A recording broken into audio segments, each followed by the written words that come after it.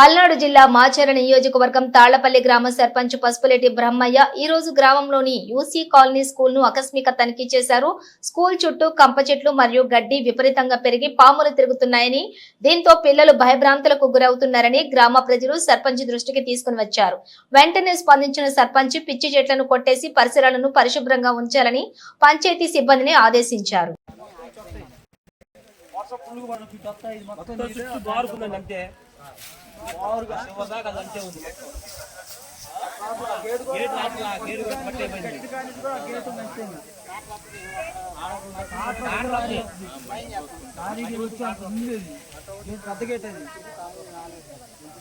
రాలేదా ట్రాక్టర్ మాత్రం రాళ్ళు మట్టి పంపించండి.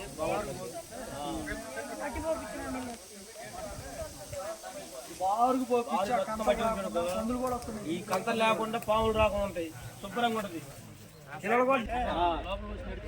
లోపల నుంచి చాలు, లోపల నుంచి చాలు.